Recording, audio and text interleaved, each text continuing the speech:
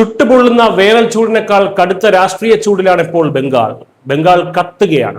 പക്ഷെ ഇത്തവണ അത് പതിവ് രാഷ്ട്രീയ അക്രമങ്ങൾ കൊണ്ട് മാത്രമല്ല, മറിച്ച് മാറ്റത്തിനായിട്ടുള്ള ജനങ്ങളുടെ അടങ്ങാത്ത ആവേശം കൊണ്ടുകൂടിയാണ് ബംഗാൾ തിളച്ചു മറിയുന്നത്.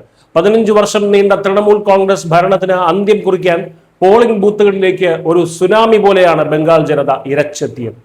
മെയ് 4 വോട്ടെണ്ണുമ്പോൾ രാജ്യം കാണാൻ പോകുന്നത് ഈ ജനത ആഗ്രഹിച്ച പുതിയ ബംഗാളിനെയാണോ?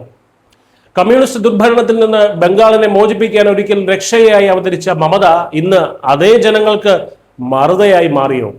ഈ ചോദ്യങ്ങൾക്കുള്ള ഉത്തരം ഈ നിർണായക മണ്ഡലങ്ങളിലെ ഫലം പറയും. ബംഗാൾ തെരഞ്ഞെടുപ്പിൽ രാജ്യം ഉറ്റുനോക്കുന്ന ഏറ്റവും നിർണായകമായിട്ടുള്ള 6 മണ്ഡലങ്ങൾ, ആ മണ്ഡലങ്ങളെ നമുക്കൊന്ന് പരിശോധിക്കാം. ഒന്ന്, നന്ദിഗ്രാം. BJPയുടെ ഉരുക്കുകോട്ടയായിട്ടുള്ള നന്ദിഗ്രാം. കഴിഞ്ഞ തവണ മമതയെ മുട്ടുകുത്തിച്ച് സുവേന്ദു അധികാരി ഇത്തവണ നന്ദിഗ്രാമിൽ തന്റെ ആധിപത്യം ഉറപ്പിക്കുകയാണ്. ഇത് BJPയുടെ ശക്തി കേന്ദ്രമാണ്. ജനങ്ങൾ പ്രീണന രാഷ്ട്രീയത്തിന് എതിരും പ്രധാനമന്ത്രി മോദിക്കൊപ്പവുമാണ് എന്നാണ് സുവേന്ദുവിന്റെ പക്ഷം. BJP 177 സീറ്റുകൾ വരെ നേടി അധികാരം പിടിക്കുമെന്നാണ് അദ്ദേഹത്തിന്റെ അവകാശവാദം. രണ്ടാമത്തെ മണ്ഡലം ഭവാനിപൂർ. മമതയുടെ സ്വന്തം തട്ടകത്തിൽ വിള്ളൽ വീണ് തുടങ്ങിയിരിക്കുന്നു. മുഖ്യമന്ത്രി മമതാ ബാനർജിയുടെ സിറ്റിംഗ് സീറ്റായിട്ടുള്ള ഭവാനിപൂർ ഇത്തവണ BJPയുടെ ഏറ്റവും വലിയ ലക്ഷ്യമാണ്. സ്വന്തം തട്ടകത്തിൽ മമതയെ വീഴ്ത്താൻ സുവേന്ദു അധികാരി നേരിട്ടാണ് ഇവിടെ പോരാട്ടം നയിക്കുന്നത്.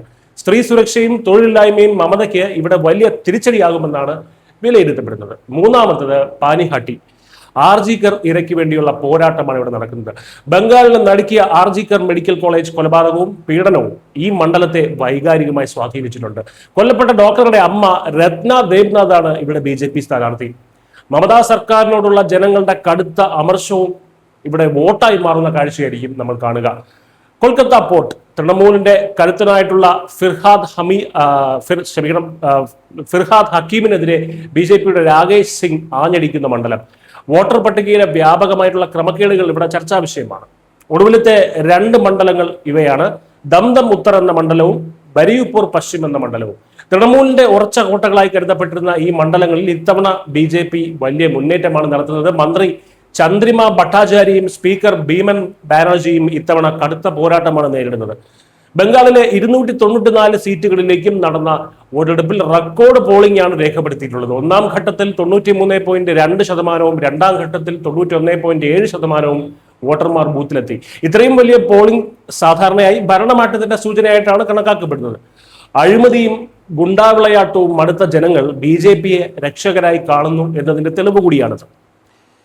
തെരഞ്ഞെടുപ്പ് അട്ടിമറിക്കാനുള്ള തൃണമൂലിന്റെ ശ്രമങ്ങളും വാർത്തകളിൽ നിറഞ്ഞിരുന്നു. ഫാൽട്ട മണ്ഡലത്തിൽ വോട്ടിംഗ് മെഷീനിലെ BJPയുടെ ബട്ടൺ ടേപ്പ് പൊട്ടിച്ച് മറച്ചതിനെ തുടർന്ന് അവിടെ തെരഞ്ഞെടുപ്പ് കമ്മീഷൻ റീപോളിംഗ് പ്രഖ്യാപിച്ചിട്ടുണ്ട്. ഇത്തരം ജനാധിപത്യ വിരുദ്ധ നീക്കങ്ങൾക്കെതിരെയുള്ള ബംഗാളിന്റെ മറുപടിയായിരിക്കും വരാനിരിക്കുന്ന ഈ തെരഞ്ഞെടുപ്പ് ഫലം. മെയ് 4 ബംഗാൾ ആർക്കൊപ്പം നിൽക്കുമെന്ന് ലോകമറിയും, രാജ്യമറിയും. മാറ്റത്തിനായിട്ടുള്ള വലിയൊരു തിരമാല ബംഗാളിൽ അടിച്ചു തുടങ്ങിയിട്ടുണ്ട്. മമതയുടെ 15 വർഷത്തെ ആധിപത്യത്തിന് അന്ത്യം കുറിച്ചുകൊണ്ട് BJP അധികാരം പിടിച്ചെടുക്കുമോ? കാത്തിരിക്കാം മെയ് 4 വരെ, അതായത് നാളെ വരെ. കൂടുതൽ ബംഗാൾ വിശേഷങ്ങളുമായി വിട്ടുവരാം.